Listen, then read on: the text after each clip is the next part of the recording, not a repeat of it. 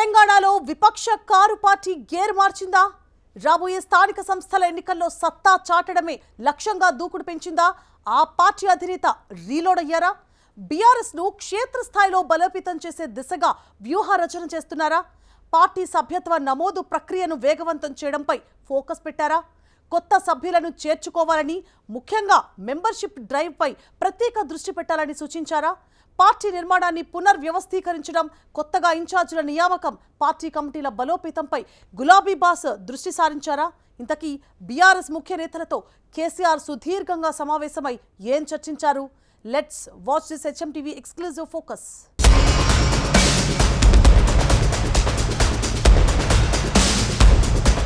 తెలంగాణ మాజీ ముఖ్యమంత్రి బీఆర్ఎస్ అధినేత తన ఎర్రవల్లి వ్యవసాయ క్షేత్రంలో పార్టీ కీలక నేతలతో అత్యున్నత స్థాయి సమావేశం నిర్వహించారు.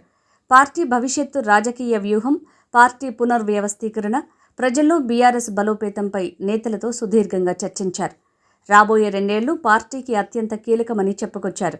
ఈ సమయాన్ని పూర్తిగా ప్రజా సమస్యలపై ఫోకస్ చేస్తూ ఉద్యమ కార్యాచరణకు వినియోగించాలని సూచించారట. తెలంగాణలో ప్రతి జిల్లాకు ప్రత్యేక సమస్యలు ఉన్నాయని, వాటిని గుర్తించి జిల్లాల వారీగా ఉద్యమ కార్యాచరణ రూపొందించాలని కేసీఆర్ నేతలకు స్పష్టం చేశారట.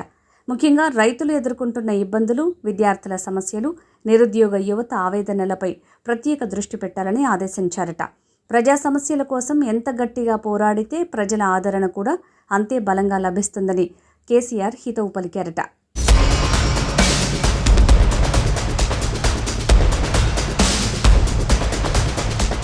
పార్టీ నిర్మాణం, భవిష్యత్తు కార్యాచరణపై కేసీఆర్ కీలక నిర్ణయాలు ప్రకటించారు.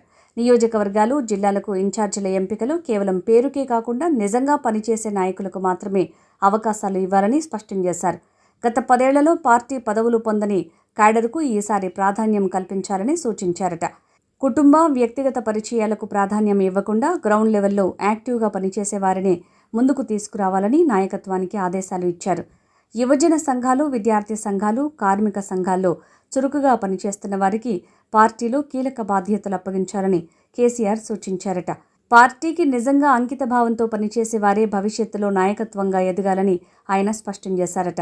పార్టీ సభ్యత్వ నమోదు విషయంలో కూడా ప్రత్యేక జాగ్రత్తలు తీసుకోవాలని సూచించిన కేసీఆర్, ఎంతమందికి సభ్యత్వం ఇచ్చామన్నది కాదు, పార్టీకి నిరంతరం కనెక్ట్గా ఉండే యాక్టివ్ క్యాడర్ ఎంతమంది ఉన్నారు అన్నదే అసలు బలమని వివరించారట.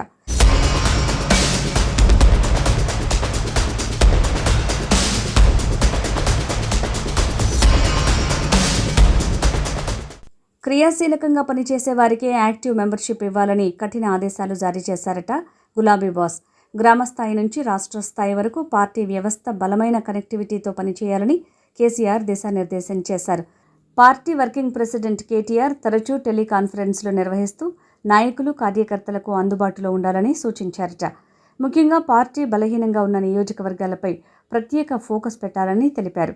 ఇక త్వరలో జరగనున్న జిల్లా పరిషత్, మండల పరిషత్, జీహెచ్ఎంసీ ఎన్నికలను దృష్టిలో పెట్టుకుని పార్టీ సంస్థాగత నిర్మాణాన్ని మరింత దృఢంగా తయారు చేయాలని కేసీఆర్ స్పష్టం చేశారు.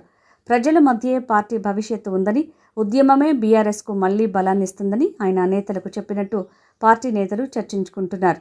బీఆర్ఎస్ అధినేత కేసీఆర్ సలహాలు, సూచనలు గులాబీ శ్రేణుల్లో ఏ మేరకు మార్పు తీసుకొస్తాయో, కారు ఏ మేరకు దూకుడు పెంచుతుందో, రాబోయే ఎంపీటీసీ, జెడ్పీటీసీ ఎన్నికల్లో ఏ మేరకు విజయం సాధిస్తుందోనన్నది చూడాలి.